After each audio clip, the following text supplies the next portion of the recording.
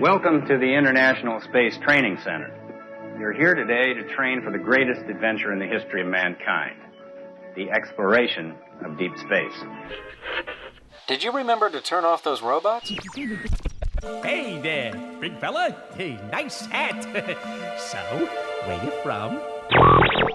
It is my job to protect all the animals of this reserve. That is why I ask you, all of you, to please join us in our battle against poaching. Kwa macho, kwa wajangili. Ladies and gentlemen, Cosmic Ray is proud to present the biggest little star in the galaxy. Direct from Unork City on the planet Zork, put your hands together for WDW Radio, your information station. Hello, everybody, and welcome to the WDW Radio Show, your Walt Disney World information station. I am your host, Lou Mongello, and this is show number 292 for the week of September 16th, 2012. I'm here to help you have the best vacation Disney experience possible and bring you a little bit of Disney magic to whenever and wherever you are with this podcast, videos, blog, live broadcast, events, and much more. You can find it all over at WDWRadio.com. So I'm going to open up the inbox this week and answer some of your Walt Disney World vacation planning, history, trivia, and other questions. Topics we'll cover this week include the Walt Disney World Marathon weekend events, Captain EO, backstage tours, Disney transportation, dining recommendations in Walt Disney World and Disneyland, some favorite Walt Disney World books, and non-Disney background music in the parks. We'll also talk about some nostalgic Disney Channel shows about the Disney parks, and I'll pose a question of the week for you to weigh in on as well. Then you can test your knowledge of Walt Disney World and answer our trivia question of the week to win a Disney prize package. I'll then have a couple of quick announcements about upcoming events, our next Disney charity auction coming up in just a couple of weeks, and some more that's coming soon. So sit back, relax, and enjoy this week's episode of the WDW Radio Show.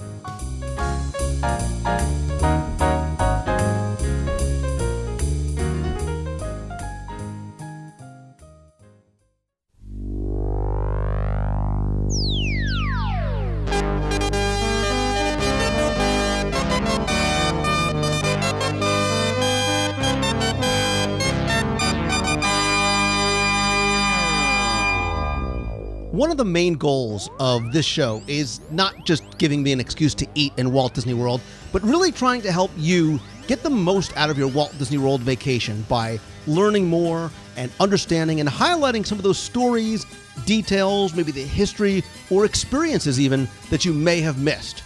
But I also like helping you individually and as sort of a community as a whole, because I think the best way to help is by hearing and responding to questions directly from you and answering them and sharing them with others on the show, because I think others probably have similar questions as well.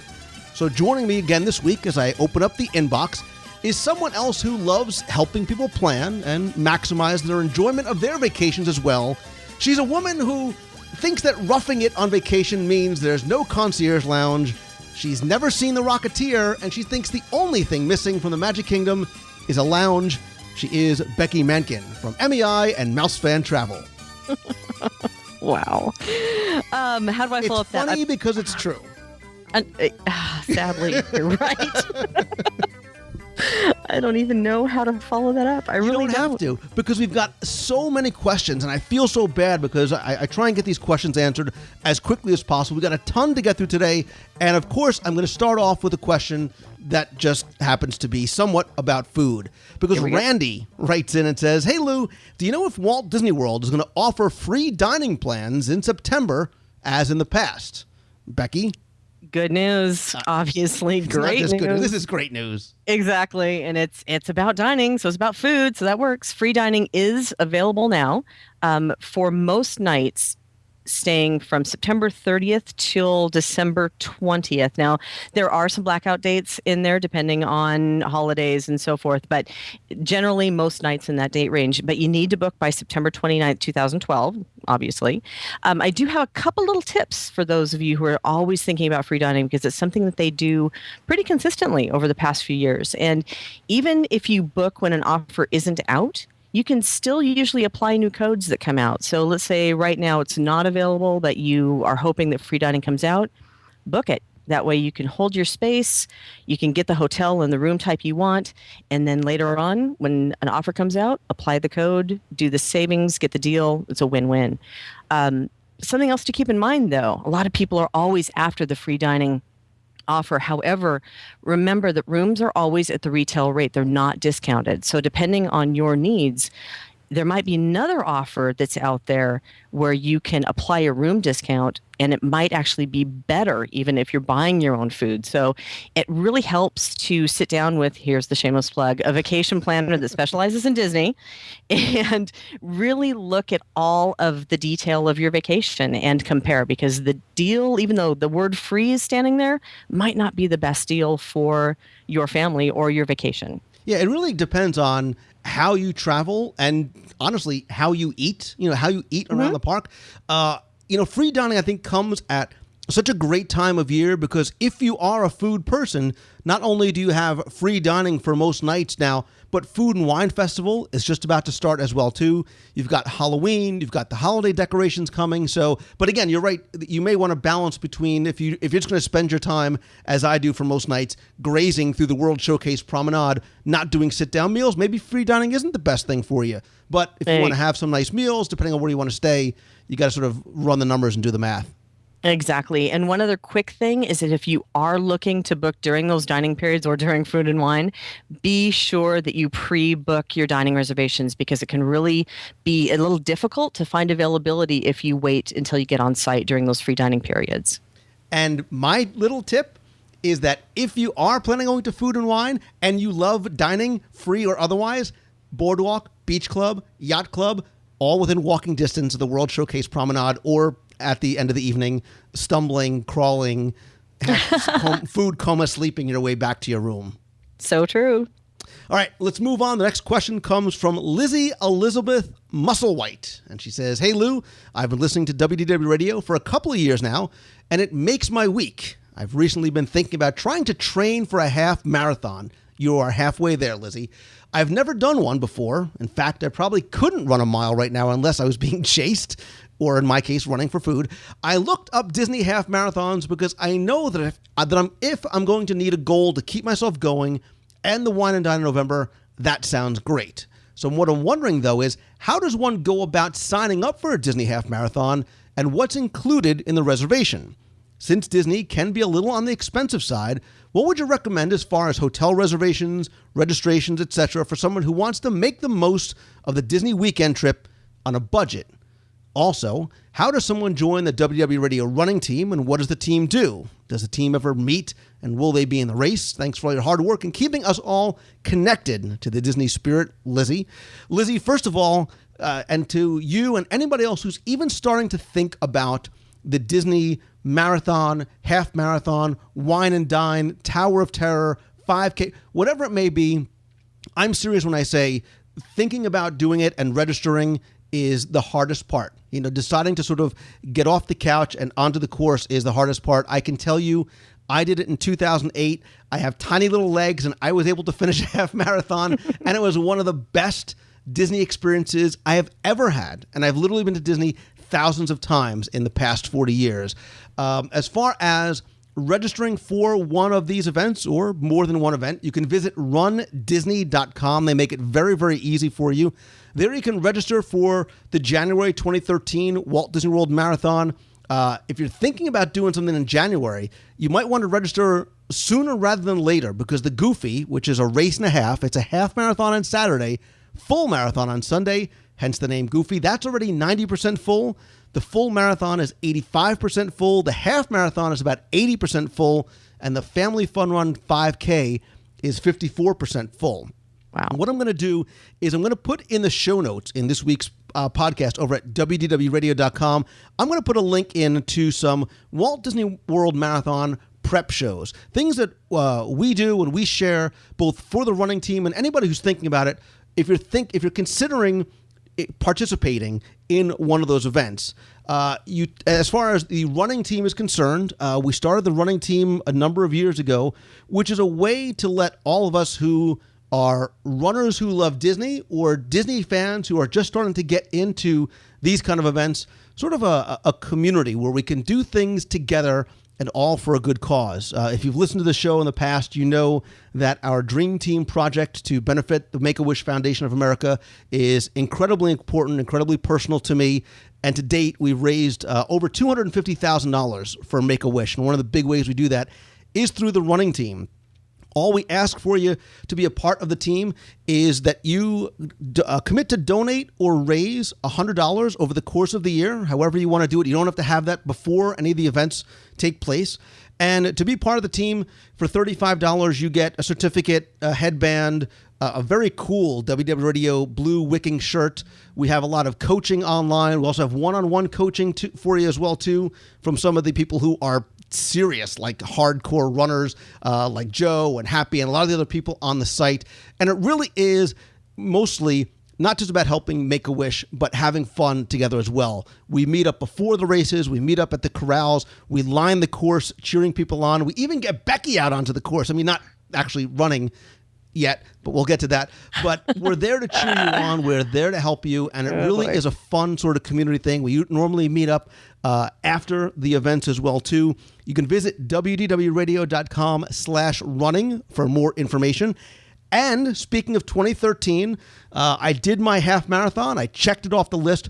But I think, Becky, and we've talked about this in the past, you know, even from a spectator perspective, what an amazing event that weekend has become. Marathon weekend has become a fun destination weekend, not just for runners, but for Disney fans. And I think sometimes that people hear half marathon, they think training, shoes, equipment, medical issues, whatever it may be. And that may be sort of too deep of a pool to sort of dip your toe in if you just want to start running. So I said that starting in 2013, I'm going to start doing the Family Fun Run 5Ks during marathon weekend.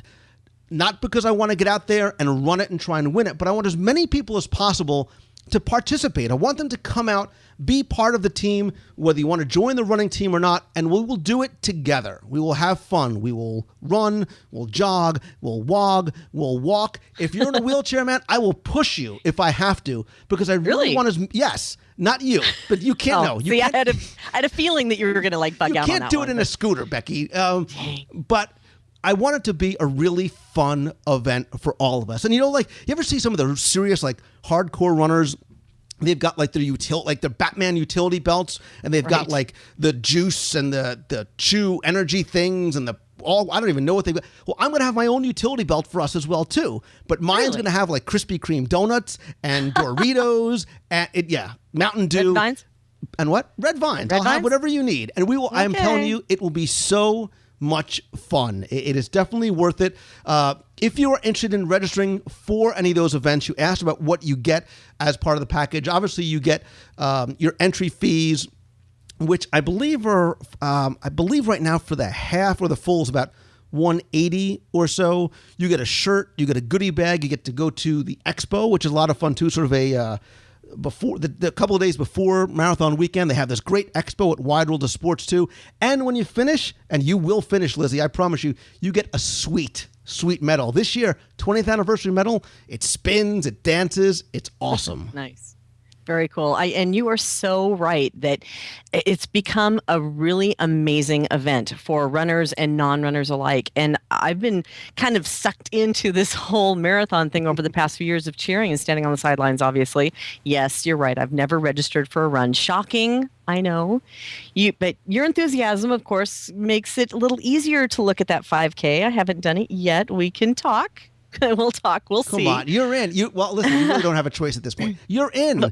Wow. But what's really amazing, though, is that there are so many people who have concerns about doing a 5K. And I have seen a lot of my friends, a lot of my Disney fan people that are mouse fan people, the clients of ours who've taken on this challenge and just loved it and got through the 5K and said, okay, I did this, I accomplished this, and now I'm going to do the half next year. So, huge kudos to the people who take those steps and, like you said, making that initial decision just to do it. So I'm kind of sitting on the fence, and again, we'll see. Listen, if you've walked a day in the Magic Kingdom, you've done a 5K and then some. It's not timed. You're not going to get swept. You're not going to, I'm telling you, it'll be an experience unlike anything you've had before. If you've been to Disney before and think that you've done it all, being at and participating in, whether you walk it, run it, cheer, whatever it may be, Marathon Weekend is something unlike anything else throughout the year. Really excited for that. And of course, she asked one other question too, and I have to, of course, throw in this little tidbit as well. You can book the rooms as a standard package. You can book AP rates. You can book regular package rates if you need tickets. But of course, because so many Disney fans are participating in Marathon Weeks, we typically do have special group rates that are available on both coasts during the marathon season, which we do right now for both January and Princess. So really excited to see everybody. And again, we'll talk. And if I get some support from some other people who might want to do this too as their very first time of doing a 5K, I just might be persuaded. We'll eat along the way. How's that? Wow. Will you carry cupcakes for me? I could do that. I could this. There's a lot of negotiation we can do here. We're going to make this happen, I'm sure. All right, let's move on. A lot more questions. This one comes from Anna Batty in England, and she says, Dear Lou, I'm a big fan of the show. Been listening for about 18 months now, all the way in England. And Becky, I don't know why in 2012, I still think that is so cool that people listen from around the planet. Anyway, She says, my family and I go to Walt Disney World every year. By the way, God save the Queen. And we are DVC members. I have just a few questions. We're going to hit these one at a time. First, as I'm a huge Michael Jackson fan, I was thrilled to find that Captain EO had been returned to Epcot last year. Is that permanent, or is Honey, I Shrunk the Audience returning? Will Captain EO still be there when I return later this year? Anna, all I can say is, Mama say, Mama sa, Mama makusa, Captain EO should be back by the time you're there next year. I don't expect Honey, I Shrunk the Audience to return. Captain EO is back for a quote-unquote limited run, so we don't know when that limited time is going to be, but from what I understand, he should be around moonwalking his way towards saving the universe with Oscar winner Angelica Houston for the rest of the year. Becky, never seen Captain EO. All right. Once. I'm helping my dad book our trip to the world this year. She's only 16, she says. I was wondering if there was a way that I could see the availability of all the DVC resort hotels, Boardwalk, Old Key West. We're not 100% sure of the dates we're going, and it'll be helpful to see which hotels would be free to stay in when we go. Well, I know, Anna, you can now book online. If you go to the Disney Vacation Club members page and log in there, you should be able to book online and check out some availability. So that should tell you before you go what may be available when you are looking to go. Next, my brother, sister, and I want to do something special for our parents, but we're sort of stuck as to what to do. We're willing to pay. We don't really have a budget at the moment. But as it's my parents' anniversary, we want them to have a romantic night or something like that. Does Disney offer any packages like that?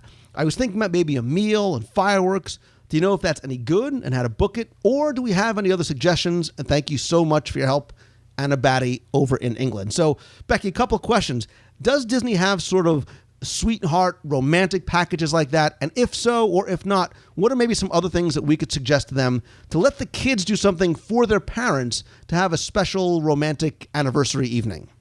You know, I'm going to go right back to the old reliables, not old, but you know what I mean? The reliable things that everybody does that is just surrounded with romance. And we always talk about like a private fireworks cruise you can do to watch wishes or to watch illuminations. If you have a better budget or a higher budget, you can look at things like getting the Grand One for a dinner and a wishes cruise. Just the two of them out there that you can cater food on board, and it can run around the lagoon, and then you watch wishes. There are so many wonderful little gems like that you can book that will really be romantic and nice for them.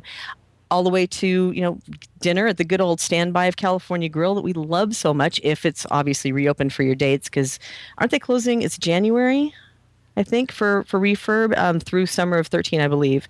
But if California Grill, Narcoossee's, you can watch Wishes from the restaurants. That is such a wonderful thing where they can have time together, have a wonderful meal, and then watch fireworks in the background. So those are the standbys that I usually go to for a romantic evening. Nothing says I love you like the Fixin's Bar at Pecos Bills. I kid. Wow. I kid. But I think you're right. Because I think, Anna, depending on what you want to do, your budget, things like that. Look, you can do something as simple as if they're going out to dinner somewhere, you can call the restaurant ahead of time and say, hey, look, my mom and dad are coming after. Not necessarily that anything will be done, but you never know what kind of special treatment they might do. Even if it's just them walking in and say, oh, Mr. and Mrs. Batty, we understand it's your anniversary today. Happy anniversary. Or we got you a table by the window. Other things that I like that I think are somewhat off the radar, things like a carriage ride over at Port Orleans. You could take a carriage ride in the evening up and down the Sassagoula River. I agree with you about some of the cruises and the fireworks and some of the evening things like that. A couple's massage, doing something for them that they wouldn't probably do for themselves. The other thing, too, is you can also give them an in-room celebration. You can contact the Disney Florist. I believe it's disneyflorist.com. They have a lot of special things they could do as well, even something as simple as sending something to the room for them that's there when you get there, which would be a nice treat for them as well, too. So, and of course, I always ask this, if you're listening and you have done something like this in the past or you have other suggestions, please leave them in the comments on this week's show notes as well over at WDWradio.com. Cheese fries at Pecos Bills. Just saying. Anyway. I was waiting for that. I was actually waiting for corn dog on a garbage can. Move on. Listen, I'm a romantic guy, right? Wow. And it's usually with you. Sure, Lou. I can be romantic. All right. So with best wishes from Claire and Colin Eastaw, they say, hey, Lou, my husband and I have booked our 2-week honeymoon this fall at the World. Wow. Nice. We've been before, but want to make this trip extra special. See, it's always about making it a little sort of plussing it up and a true once-in-a-lifetime vacation. So we were thinking about doing some of the backstage tours. I think this is a great idea. The tours they were looking at was Backstage Magic. That's $219 for a 7-hour tour through the Magic Kingdom, Hollywood Studios, and Epcot with lunch and utilidors. The other is the Magic Behind the Steam Trains tour. That's a 3-hour tour and discussion, then a private ride on one of the Walt Disney World Railroad steam trains. The Inspiration Through Walt's Eyes tours is $99. That's a 3-hour tour. Gives you a lot of stories about Walt, his vision as you wandered through the parks. So the question is it worth doing all three or any? And I got my facts right. We love trivia, histories, and the stories behind the magic. And this is a once-in-a-lifetime holiday. And these all really jumped out at us. Before we get to your next questions, the answer is yes, yes, and yes. I like all these tours. Depending on how long that you are here for. Look, you're here for 2 weeks. You can certainly put all three of those tours in.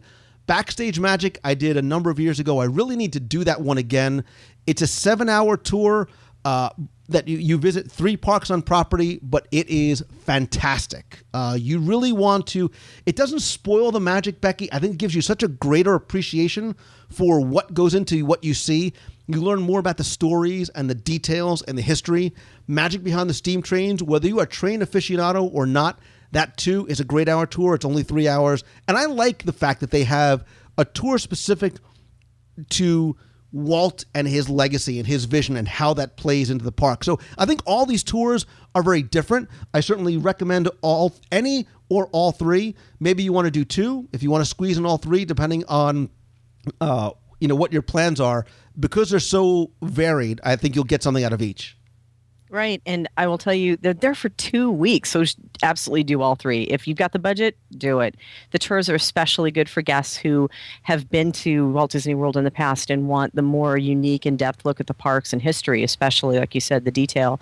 They are missing, of course, the Lou Mangello tour, though, because there is that special stop that can be, hey, corn dog on a garbage can, just saying. Well, I've actually started to include a Citrus World Adventureland as pretty much just a stop along our tour of the Magic Kingdom. So fun. Spend a day in the Magic Kingdom. it looks like I'm going to have to book a tour with Lou Mangello to get my citrus swirl food. Is that what we're saying?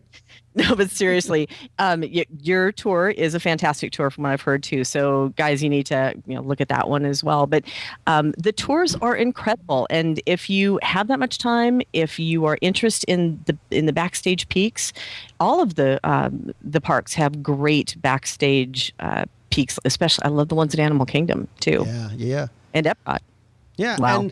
And look, there's tours that are for ages 16 and up. There's other tours that the entire family can go to as well. There's tours in the Magic Kingdom that are shorter, like Keys to the Kingdom. You could do the behind the scenes tour over at the land. I mean, you could spend all 2 weeks doing nothing but Disney tours and never have the same experience twice. Yeah. So there is definitely a lot to do. And depending on what your interests may be, look, you could do tours on Segways. We've got the new... the new one, the new right. tour, the Keep Moving Forward tour in World Showcase, which is definitely on my radar to try. They just need to put a tray on front of the Segway so I can put my, drinks and snacks. No good can come of that. They also really want to see, and you should at least once, Yeehaw Bob over at the River Roost Lounge at Port Orleans Riverside, and the Hoop-de-Doo musical review. I just took my son there for his birthday. We had a blast. It's a ton of fun. You can stick it to the man. Just eat so much chicken and ribs, you have no idea. All right. But they're worried about transportation. They're from the UK, and we drive on the wrong side of the road. No, I'm kidding. We're from the UK, and we don't feel confident driving on American roads. Oh, look, she says, you guys drive the wrong way around. So they're going to use Disney transportation. It's probably best for everyone. On our previous visit, we didn't have any problems, but we didn't resort hop too much, especially at night. We're staying at Coronado Springs Resort. Love it there. Try Rick's Lounge at night. It's a hidden gem.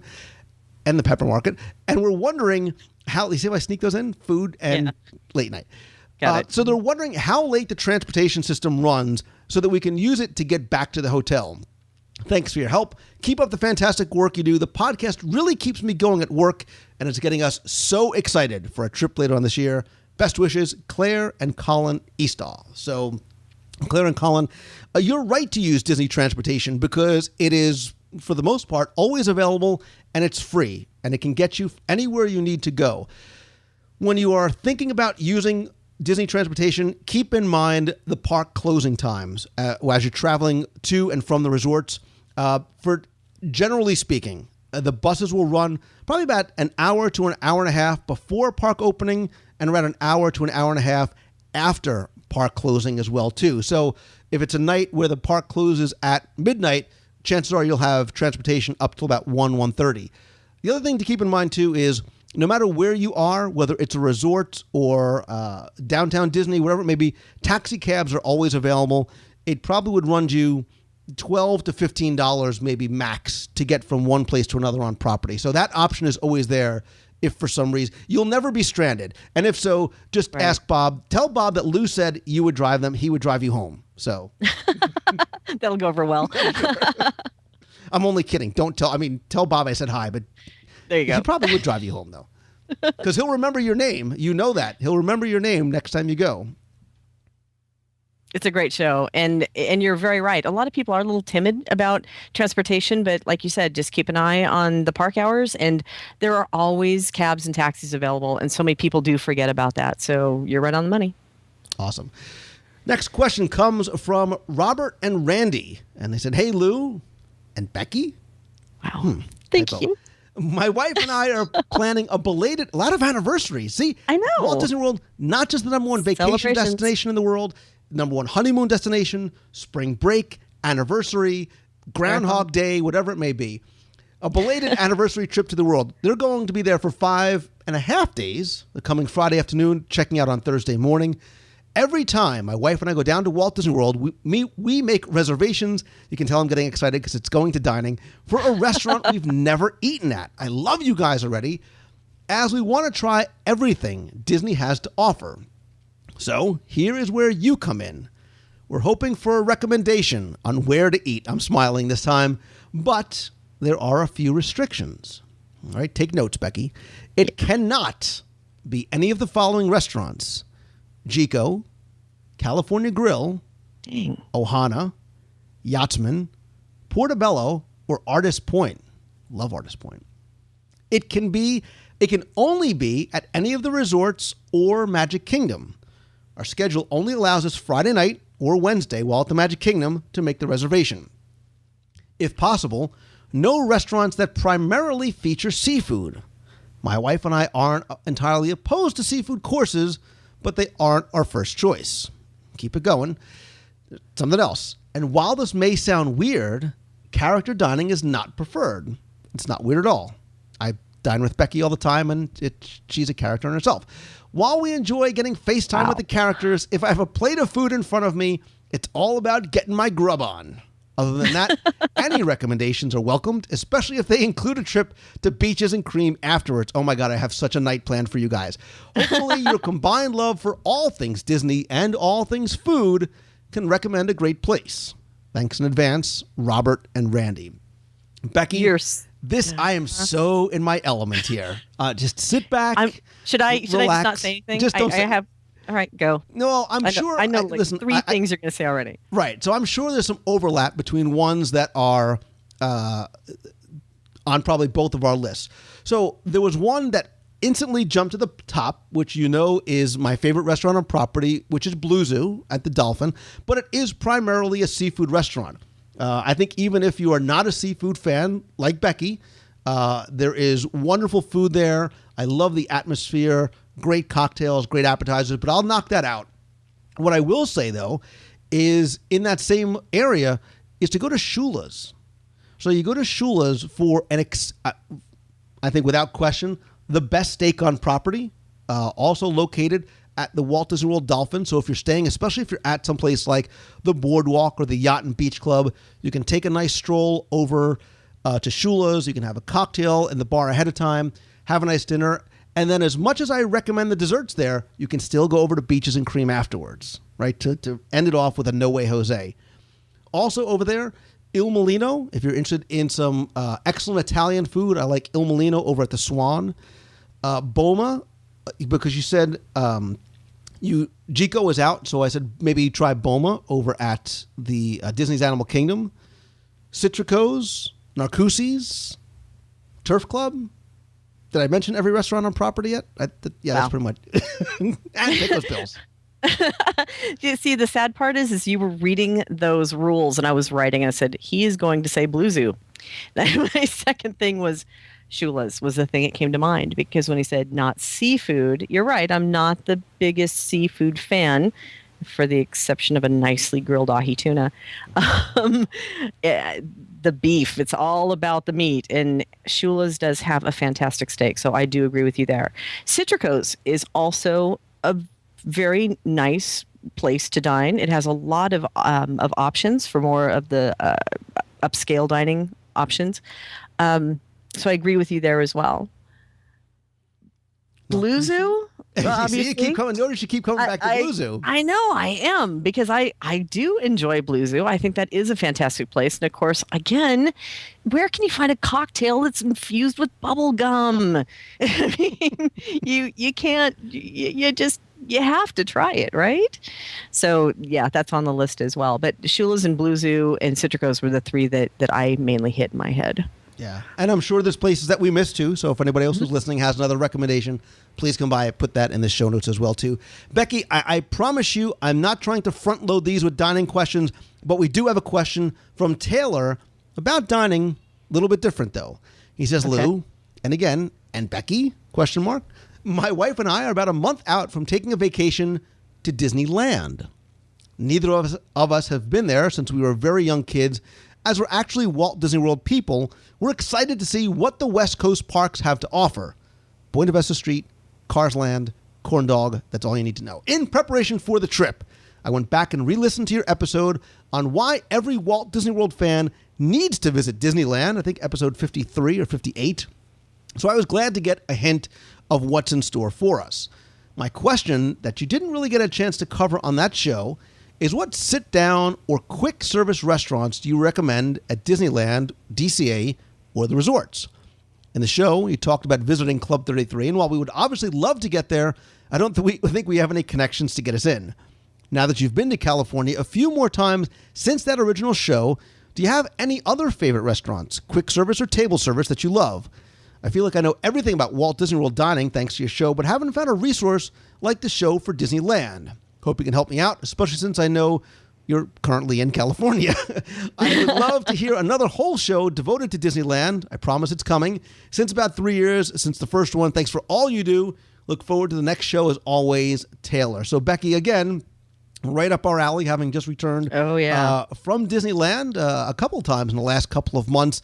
So he's really looking for great sit-down, quick-service restaurants. And this is something that I think Disneyland really excels in. I think there are such great options at Disneyland, DCA, and yes, even the resorts as well, too. We have many similar questions like this. I know Katie Mason, also from the UK, was asking about this as well, as far as can't miss restaurants or quick service restaurants. So I know the quick gut check answer is to say cozy cone because everything tastes better in a cone. But what are some of your favorite, especially having been there a lot lately, some of your favorite quick service restaurants at Disneyland? Maybe a quick service one and a sit-down restaurant as well, too. Well, I can't just say one and one. That's not going to work. What are you, Lou Mangello? Yeah, pretty much. I've been hanging around with you too much, apparently. On the quick service, you know what I really love, and it's kind of a sit down, but it's kind of quick at the same time, Cafe Orleans in Disneyland. I really, really do love the atmosphere there. And of course, you get a Monte Cristo, which is so good. Those things are so addictive. I love that location. I also, for a couple of quick service over at California Adventure, the Pacific Wharf and those sourdough bread bowls. Oh my gosh, that whole area that's over the Pacific Wharf, and you can go to Ghirardelli and get a sundae, and then you can run over and get a sourdough bread bowl full of yummy clam chowder, and then go back and have another sundae because they're right across from each other. Those are a couple of my very favorite spots for quick service. Now, for sit down, personally, I will say I am somewhat in love with Carthay Circle Theater. I think that is a really wonderful addition to that park and to the Disneyland Resort in general. Both, of course, the restaurant, which serves lunch and dinner, but they also have, yes, I know, don't roll your eyes, they have a lounge that serves as a wonderful menu as well for quick bites, which I think that place is phenomenal. Another one that's like a hidden gem to me that a lot of people kind of overlook is Steakhouse 55 over at the Disneyland Hotel. I think they have one of the best breakfasts on property. Even it's not a character breakfast, but it's one of those great little sit down, have a nice breakfast location. And of course, at night, their steaks are fantastic. And I know Napa Rose gets a lot of comments, and they have a lot of fans as well. I like Napa Rose, prefer Steakhouse 55 in my opinion.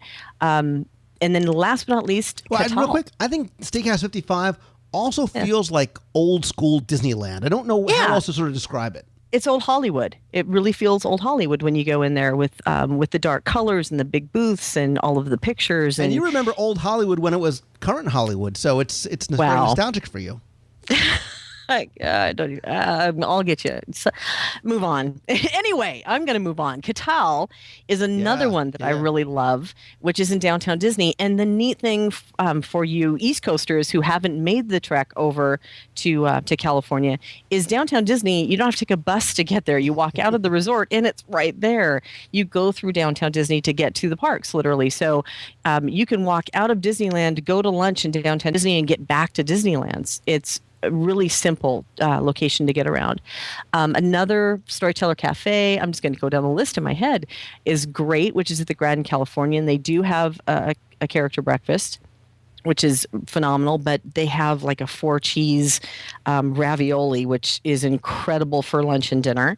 And then Tortilla Joe's, too, which is a Mexican restaurant in downtown Disney, which is fantastic. And you can make your own guacamole, and it's pretty cool. And I love the choices and options that are on both their lunch and dinner menu as well. Well, he did a great job of helping him narrow that down by mentioning 76 restaurants, which is good. And I know that's pot calling the kettle black. So yeah, I'm going to try my best to give you my top 3 table service and quick service restaurants. And This is not exclusive of anything because look at me. This body comes naturally. I worked on this. I love there's a lot of places I really like out in California. And I know, I kid around about Cozy Cone. I think it's true, but I think one of the best quick service restaurants is actually Flo's V8 Cafe. I think it's very cool, retro, especially at night with the neon. And like a lot of restaurants in Disneyland that are quick service, you are served food on not paper plates, but real silverware. But they've got things that I think aren't necessarily considered quick service theme park food, like New York strip or pork loin that has like this Coca-Cola barbecue sauce, which is very, very cool. And it's a great environment. So I really like Flo's V8 Cafe a lot as far as one of my favorite quick service restaurants. I think the Riverbell Terrace is also one that I like too, out in Disneyland. We joke half-jokingly about the Red Wagon corn dogs, but there is something special about a corn dog in Disneyland on Main Street, USA. And the French Market. I like the French Market a lot too for counter service. For table service, I very much agree with you. Steakhouse 55 was one that jumped right up to me. I think Blue Bayou is the quintessential must-do Disneyland sit-down restaurant. It has a sort of Cajun Creole flavor, but you're inside Pirates of the Caribbean. Yes, you've got the Monte Cristo. The short ribs are they're decadent. I can't seem to get away from ordering those every single time I go. I'm sure there's other great stuff on the menu, but when you have a winner like that, I can't keep but keep going back to it. If I have to just mention one more, because I'm only mentioning three, I'll try and, you know what I'll do? I'll go to downtown Disney just to be different, and I'll say, I like Ralph Brennan's Jazz Kitchen. I've eaten there a number of times, and I really like, and I do like the Jazz Kitchen there as well too. So. The other place, I'm going to throw it out there, but I totally love it, is the new area over in DCA, not the boardwalk area, but it's on the side of the boardwalk area. Please help me here because I can't remember is it Paradise Garden? Right. Paradise Garden. Yep. Yeah, the grill. And they have so many great options over there and a lot of seating available. You can get everything from salads to beef skewers to pizza to pasta. A lot of healthy choices there as well. So I think that's one of the better locations for quick service too. What I like about that is it's sort of a build your own skewer. So you pick your meat, chicken, steak, or beef, or there's a vegetarian option as well too. Then you pick the different types of sauces, like there's a tandoori sauce or a tzatziki sauce, and you get a lot of food there too. I thought when we ate there last time, I felt like it was a good value because it came like with rice and pita bread, and it was like either a Greek salad or a cucumber salad, something like that. Yeah, so I really like that a lot. I think that's a great option as well too, and that's what I really like. The moral of the story is what I like about Disneyland is depending on where you go, there's a wide variety of dining options. So, you can only get Bengal barbecue in Adventureland. You can only get the gumbo in a bread bowl in New Orleans Square. And I like having merchandise and food that is location and destination specific out in Disneyland. So I totally agree. And all the detail that we have about Disneyland, does it say something about maybe we're eating too much in Disneyland? You cannot eat too much. You cannot eat too much. Well, until keep bringing me food until I pass out, and then just slow down how quickly you keep bringing me out food. All right. Lynn Barron writes and says, "Hey Lou, I've already written to you a few times, but to thank you for all the hard work that you do, and to tell you how much I love the show. But I have another question for you. I've been looking for a good book on Walt Disney World, and it seems like there are several books, but you can't find a general history book of Walt Disney World with older photos and newer photos. I'm not sure if you're familiar with the book Disneyland: The Nickel Tour, one of, if not the very best, but it is a very good book on Disneyland history with lots of photos, lots to learn and read. Is there a book on Walt Disney World that covers all the resorts and the history? I have, and this was the one I was going to mention, Since the World Began by Jeff Curdy. It's a little bit older. It came out, I think, in 96. Love that book, but she's looking for more. Do I have any suggestions? Also, am I going to have an app for Android? Oh, and one other thing. I've listened to all your shows now, and I've only been to Walt Disney World once in 1999. I feel educated on vacationing there for next time because of your show. Thank you. A woman I work with knows I listen to Disney podcasts and asked me to help her with her Walt Disney World trip in March. So I'm excited to do that. Thank you again, Lynn Barron. Well, Lynn, thank you for all the kind words about the show. Quick answer to a quick question first. I am in the process of completely redoing the WDW Radio free podcast app, not only for iOS, but there will be an Android version as well, too. Give you quick access to everything, including the podcast and the blog and the videos and a couple of little surprises and more, too. As far as books are concerned, in the past on the show, we've covered some of my favorite books, and I think I need to do this again because there are so many great books out there. There is no sort of Bible, as it were, of Walt Disney World history like Disneyland The Nickel Tour. I think the Imagineering Field Guides to Walt Disney World are great pocket-sized books put out by the Disney Imagineers, really give you a sense of some history, a lot of details, a lot of stories as well, too. What I will do, though, is I have a list of some of my favorite books on a page on the website. If you visit the resources page over at wdwradio.com/resources, you'll find a list there and a description of some of my favorite books. I need to revisit that list because as I'm looking over to my left at my very messy, disorganized bookshelves of Disney books, there are so many. And if you are an avid Disney book collector, there are countless books. And the new book that came out, the poster art from the Disney parks is simply beautiful as well. If you're looking for a visually beautiful book of the posters, that's one I have to add to that list as well, too. I'll wait for you to make your list so I can just turn around and say, here's my Christmas list. Okay, just so you know, that was your opening to say, and you know, Lou, I also recommend the Walt Disney World trivia books, but thanks for not. Wow. Hey, I got you on the tour at least. Come on. Listen. All right, let's move Give me a on break. to a question from Cammie, who is SnowCinder82 in the WDW Radio forums. Great place to meet and chat with other Disney friends. Hey, Lou, long-time listener, first-time emailer. I have the joy of listening to my iPod all day at my job, so I listen to your podcast a lot. I hope you don't have a job where you need to be listening to other things as well, too.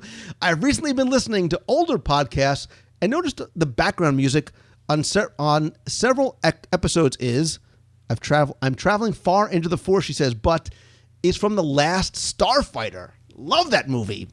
I'm going to totally 80s geek out now. Stupid question. Did you mean to put that in a list of Epcot segments? Side note, my husband was so proud I knew the music, but I'll never admit my geekiness for other than Disney. It's okay, Cammie. Embrace your inner geek. Where did I get that music? Was it from iTunes, or do I own it on CD, or Gasp on cassette? Sorry for the long-winded question. Thank you in advance for answering. P.S. I'll be embarrassed if you have no clue what I'm talking about. Cammie, don't be embarrassed because that's an awesome question. Big, geeky 80s, leather Michael Jackson, Cavaricci wearing thumbs up to you because there is music from The Last Starfighter. Becky, you, of course, know the entire plot of The Last Starfighter and have it on Blu-ray, don't you? What is this last fighter? Insert cricket sounds here. Yeah. We're going to have movie night. It's not a Disney movie, but it's awesome. I'm Googling it. But yeah, there's actually a lot of background music from non-Disney films in Epcot, and especially at Disney's Hollywood Studios, and in all the parks, really. In all the parks, you will find background music that is not specifically Disney. Now, the area in Walt Disney World where The Last Starfighter actually does play is over at Disney's Hollywood Studios. Think about it. It's a studio that celebrates movies and TV, and there is this background loop that plays, and you can be a total geek like me and sit by a speaker with your recorder for a couple of hours one day and record and try and identify all those songs.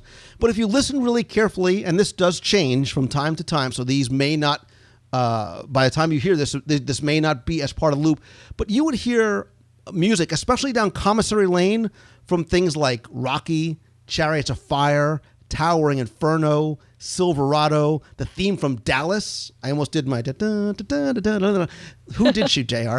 Superman, Magnificent Seven, Star Wars, Amazing Stories, as Steven Spielberg loved Amazing Stories, Indiana Jones, Capricorn 1, and yes, you also can hear music from The Last Starfighter. in Epcot over by the Illuminations Fountain. The Interventions Fountain. You'll hear music from The Last Starfighter. Now, you can buy this not on any Disney CD, but chances are a lot of this music you can find in iTunes or on Amazon as well. And Becky, you're still Googling Last Starfighter. Pretty much, yeah. I was busy in the 80s. Doing what? What? Alex Rogan? You don't remember Alex? And the girl from Night of the Comet? What? No? What are you talking about? Robert Preston was in it. Centauri? No. Huh? Can we go back to Star Wars? Can we please go back to Star Wars? I know. Hey, listen, I can't even get you to watch enough Disney movies, let alone non-Disney movies. So, all right. You're promising that movie night. Just saying. Julie in Chicago says, "Hey, Lou, in the last few months, I've become a regular listener of your show. Thanks so much for making my drives to and from work so much more enjoyable." Thank you, Julie, for taking the time to listen. I too, have a couple of questions on Walt Disney World music. I'm addicted to park background and ride music, and I always enjoy hearing the classics during your show's opening and in the background of the shows. Quick aside, that's one of my favorite things to do, is coming up with the radio tunes at the beginning of the show and hoping that you guys can identify where they come from. How and where did you come across all this music? I've purchased some of the official CDs, but I'm always on the lookout for new songs to add to my catalog. As per the past question, some of these songs aren't necessarily Disney songs. They come from other places as well, or you need to sit by a speaker. Also, the last time I visited Disney's Animal Kingdom, I was able to catch the Finding Nemo musical and loved it. However, there does not seem to be a soundtrack available to purchase in the parks, or maybe I missed it. Do you know if that one is available for purchase? Thanks again, Julie. So, Julie, quick story. The first time I saw Finding Nemo the musical, I remember queuing up for it and saying to myself, how are they possibly going to turn a non-musical animated film into a musical Broadway-type stage show? I answered that question by coming out and doing something which I never do, which is I ran to the kiosk and I bought the CD. Listen, as evidenced by the previous question, the only music that's on my iPhone is 80s music and Disney music. But I was so impressed, and Becky, I know you can't relate to this, but I was actually moved by the music from Finding Nemo that I went out and I bought the CD. And I will tell you that as my son Nicholas was growing up, that was the CD that we played to him every night before he went to sleep, that he asked for, and because we played it every night, and loved that music. And if you are a parent of a child, the music from that film will totally tear at your heartstrings. And if you want to purchase it, I have a link. If you visit wdwradio.com/Finding Nemo, that'll take you right to the iTunes store and you can purchase it there. Much like how fast you were off like a shot to get the Cars Land one. Yes. Well, I thought you were going to say the chili at the Cozy Cone and then run over to Ramone's to get the Cars Land seat. Well, I was trying to give you an out there, you know? It's just okay. About music first. I've embraced my inner fluffy person. All right. So, Becky, we're running long on time. We got one more question that I want to end off this week with, and it is from Frank. And he says, "Hey, Lou, love the podcast. I was just wondering if you have any idea if Disney plans on making a channel for us, quote-unquote, older people." He's only 36 years old. Now I feel old. "I miss the shows like the Ink and Paint Club, Masterpiece Theater, and, of course, Walt Disney. Don't we all? Why has Disney forgotten about us?" I don't think they have, but we'll come back to that. "I do love that my kids enjoy all the Disney shows, but why does Hannah Montana or Wizards of Waverly Place need to be on at 10 o'clock at night? Isn't this just encouraging kids to stay up late? We need a channel for us." I want to hear your thoughts on all this. Keep up the great work. Thanks. So, Becky, this is an interesting question about the Disney Channel and maybe a Disney Channel for us, as Frank puts it, us older folks. Now, I will say that Disney has not just Disney Channel, but they've got Disney XD. And I think there's a lot of programming on there that isn't just for kids, whether it's Tron Uprising, Ultimate Spider-Man. My new favorite show on TV is Gravity Falls. It is an animated show. It's on Fridays usually. It's like Scooby-Doo meets Lost for a new generation. It's fun. My kids love it, but it's like Muppets in that sometimes there's a couple of in-jokes that there's nothing wrong with, but it definitely has an almost a secondary meaning to it. But I think it's well written. It's very fun, and because of that sort of adventurous type of Scooby-Doo type thing, I'm able to watch it with my kids and without my kids as well too. But that being said, what about sort of a Disney Channel with some of those other shows like Masterpiece Theater and Walt Disney, the shows that I remember and that I miss and that I would love to see come back is something like Walt Disney World Inside Out, right? It was J.D. Roth and Breanne Leary and George Foreman. I had J.D. Roth on the show a couple of years ago. I'll link to it in the show notes, who was the host of that show. And it was where they took you to Walt Disney World and had a very fun type of variety show almost that took place right at the parks. That is something that I think is missing, and I would love to see come back. A show themed towards coverage of the Disney parks, right? Almost like, a video podcast that they could put out on there every week. I think it would be a great way to showcase what is new, not just for kids, but for adults as well, too, who maybe, don't spend a lot of time online, or where they come home from work and they just sit down in front of the TV, maybe don't get to download a podcast or visit a YouTube channel or go to the Disney Parks blog. Ideally, I would love to see something like, and certainly it could not replace it, it could not take the place, but something like The Wonderful World of Disney, right? Something that a weekly show that would cover literally the world of Disney. That's how so many of us were introduced and grew up with Uncle Walt on Sunday nights. And then eventually, as the show continued to progress, Sunday night was family night around the TV. And there was that show that, like Walt wanted for Disneyland, the entire family could watch and enjoy together. So, maybe a show that would cover all the things that are happening in the world of Disney. Maybe a little sort of variety show, like a Carol Burnett meets Sonny and Cher meets Captain and Tennille meets Laugh-In, family-friendly show on Disney XD or one of the Disney channels. That would be so cool, wouldn't it? And you just brought back a whole flood of memories when we were just talking about sitting around on Sunday night with your family and watching the world of Disney. That was my childhood as well. Of course, some of these shows, I will admit, we've already established that in the 80s and 90s I was a little busy, so I am not really familiar with some of them. But I do catch a lot of the movies that are on the Disney Channel and love having a good Disney classic movie in the background, obviously while I work. But it was only recently, and you're going to kill me when I say this, you're going to roll your eyes. Everybody picture him rolling his eyes in 3, 2, 1. I only recently saw Phineas and Ferb and like Justin and Hallie on the ship last time I sailed. So if you could find some variety type show or something that introduces people or brings the magic into people's living rooms again, that are not only for the kids but for families to watch, that really would be pretty incredible, wouldn't it?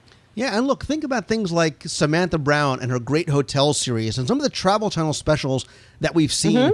We love, we're hungry for that kind of content. We would love to see things about Adventures by Disney and the Disney Cruise Line and what's going on in California. And hey, let's take us out to Tokyo. Let's see give us a taste of what's happening in Tokyo, wet our whistle. So maybe we would think about going out to one of those places that we don't know a lot about what's happening about. So that's my question of the week. That's the question for those of you who are listening.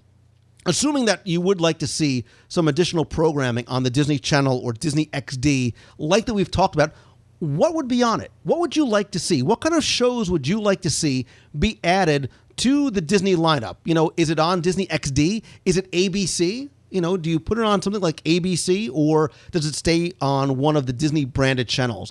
I would love to hear your thoughts about the channels, the programming, what you'd like to see, or what you'd like to see even brought back, sort of updated for 2012 and beyond. Please come by the website at WDWradio.com. Click on the podcast tab and the show notes for this week. You just click on that week's show. There you can leave a comment there. I'd love to keep this conversation going. I'll definitely comment there as well, too. Speaking of Disney World, Disneyland, Adventures by Disney, Disney Cruise Line, and practically anywhere else that they serve food and or have concierge service on the planet, Becky and her team from MEI and Mousefan Travel will get you there in style and on a budget all at no additional cost to you. That's the good stuff, but with awesome service as well. That's your hallmark, Becky, and the free hugs that you and your agents give out. You know, the free hugs are the big. That's the catch That's right the there. kid. That's the That's censure the right thing. there. Exactly. And I feel bad We're for all those about agents hugs. that don't listen, and all of a sudden like, can I get my free hug now, please? Like, what are you talking? All of my agents listen. Are you kidding me? Wow. You'll start getting emails. Oh, I'm not giving out free hugs. You know, It's now a prerequisite for you joining might not MEI get the free Nelson hugs, Travel. but you will get you will get great service and the discounts all at no additional cost to you. Exactly. So there's That's the- what we're here for. And you'll also get Becky Mankin coming back to answer more listener email questions. Chances are you'll be on a food review sometime in the very near future as well, too. So thank you very much for your help and your insight and your self-deprecation admission that you have never seen a movie from the 80s phone. That I'm somewhat forced. Yeah. What can I say? Thanks. But listen, you knocked it out of the park by mentioning every restaurant in Disneyland property, so thank you. I know that wasn't bad, was it? I kind of hit that, but of course we had to visit every one of them for me to remember it. So that was a long week. I think you just missed Rancho de Zocalo. I didn't like saying Zocalo. But just remember all the stuff that you've now promised to put on your utility belt for the whole 5K. Let's see. Remember. Can I carry corn dogs? Can I bring corn dogs over? Red vines, Butterfinger cupcakes, Dory. Wow. Come on. Give some For girl me. ice cream pie. Do it for me. Do it for your buddy. The Royal Street Veranda. What? The Hungry Bear. Now I'm thinking of other restaurants in Disneyland. Oh, Hungry Bear is good. Love the Hungry Bear. Cotton Sure. candy. Cinnamon rolls. Zocalo. Mint juleps. Forgot about mint juleps. Monte Cristo sandwiches. Those are the- Bacon cheddar popcorn.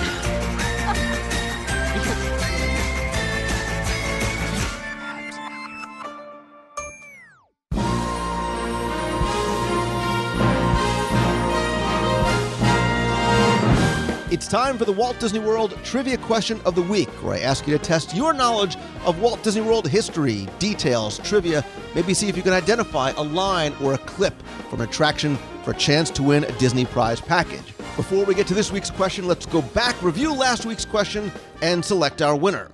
So last week I had the pleasure of sitting down and chatting with Disney Imagineer Jason Grant, and we talked a lot about Jason's early love for Tomorrowland and Epcot Center. And if you listen to the show, you know I have a love for early Epcot as well too, including simple things like some of the views that you could get from some very unique locations, specifically from the second floor of the large store that eventually became Mouse Gear. And so the question for you last week was to identify the name of the original store which occupied the space where Mouse Gear now resides. And the few hundred of you that answered and entered this week's contest are obviously early Epcot Center fans as well, because pretty much all of you got that the original name was the Centurium. It was located inside Communicore, even after Communicore became Innoventions, but then in 1999 it closed down and eventually became Mouse Gear. It went from a 2-level store to a 1-level store, but if you remember back, or I'll post a picture in this week's show notes, you can visit that at wdwradio.com/292. You'll get a sense of that sort of 70s, 80s disco look and all the mirrors on the wall that this shop had. Really one of my favorite places to shop there when I was a kid. Again, too bad you can't get up to that second floor anymore via the stairs or the elevator, but I will post a picture in this week's show notes. But our winner, who was randomly selected from all of the correct entries, who's played for all 6 of my audio walking tours of Walt Disney World, a WDW Radio luggage tag, button, and a Vinylmation, is Erica Nash. So Erica, congratulations. Send me your information. I'll get your prize package out to you right away. If you didn't win last week, that's okay, because here is this week's Walt Disney World trivia question, sort of the week. So for this week's contest, I'm going to ask you to challenge yourself, not about how much you know about or remember about Walt Disney World, but how well you listen.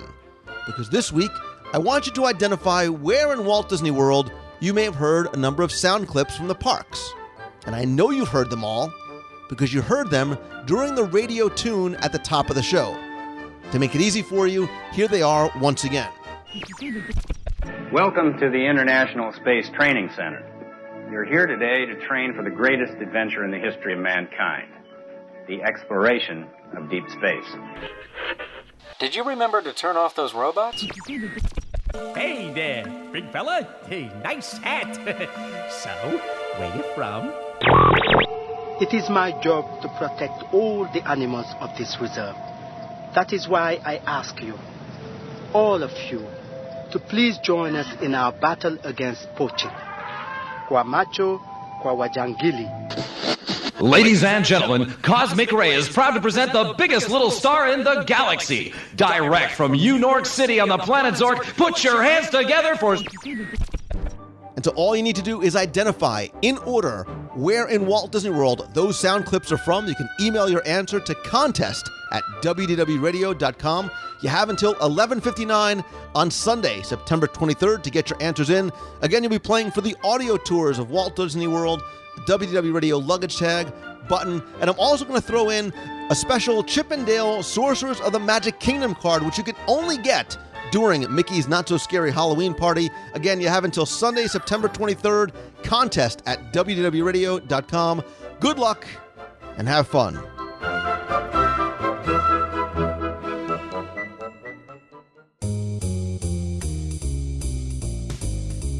That's going to do it for this week's show. Thanks again for taking the time and tuning in this and every week. And thank you so much for letting me share my passion for Disney with you. Couple of quick announcements. The weekend of September 28th, so much going on that weekend. We're kicking it off on Friday night with our WDW Radio e-ticket event, our evening at the American Adventurers Club. That event is almost sold out. We also have the Meet of the Month on Saturday the 29th, also outside the American Adventure Pavilion in Epcot. Saturday night, we've got the Tower of Terror 10-mile race. All day Sunday, we'll be at D23's Epcot 30th anniversary events. And then Monday, October 1st, we'll be back in Epcot doing a live broadcast. Also going to have some special announcements going on there as well, too. And don't forget, the entire weekend, from Friday to Sunday, we have our annual charity auction to benefit the Make-A-Wish Foundation of America. We have a ton of Disney items, collectibles, merchandise, one-of-a-kind things you cannot find anywhere else, and lots of great experiences as well, too. And all that money goes to benefit Make-A-Wish. Stay tuned to the blog over at WDWRadio.com, as well as Twitter. I'm at Lou Mongello, and Facebook.com/Lou Mongello for more information. To learn more about these and all the other upcoming events we have going on, check out WDWRadio.com and click on the Events tab. Be sure and also tune in every Wednesday night at 7:30 p.m. Eastern over at WDWRadioLive.com. We do a live video broadcast and chat, interactive with you about this week's Walt Disney World news. You can also catch it after the show in iTunes, on the blog, and on our YouTube channel. Please go by and subscribe, youtube.com/WDWRadio as well. Quick thanks to my partners and sponsors, of course, MouseFan Travel. You can check them out over at mousefantravel.com. All-Star Vacation Homes has more than 150 homes within just a couple of miles of Walt Disney World. Great chance to bring the whole family, stay in one home from 2 bedrooms to 8 bedrooms. You can visit them over at allstarvacationhomes.com. You want a little bit of Disney magic delivered right to your door? Celebrations Magazine is available in print and on your iPad. You can check them out over at celebrationspress.com. And with the Food and Wine Festival coming up in just a couple of weeks, I highly recommend you check out the Disney Food Blog mini guide to the Epcot Food and Wine Festival. When you check out over at dfbguide.com, use code WDWRadio to save off the downloadable book. Great way to prepare and have something on your phone or on your tablet as you're walking around the Food and Wine Festival as well. As I said, don't forget to come by the site over at WDWRadio.com. We have lots of great blog posts every day. You can also subscribe to the blog, have it delivered every morning right into your inbox. We have a newsletter, videos, contests, Self-Shot Tuesdays. Take a self-shot photo from the Disney parks on your phone or your camera. Send it in. We'll feature it on Self-Shot Tuesdays. Lots more that I've been working on, lots more that I'm really excited to share with you, some of which I'm going to do on October 1st during our live broadcast. And as always, my friends, and you are my friends, whether we have met yet or not, all I ask is that if you like the show, please help spread the word. Let others know about it. Tweet out that you're listening or share links on Facebook or Pinterest or Google+, other Disney discussion forums, wherever it is that you call home. And please come by, rate and review the show over in iTunes.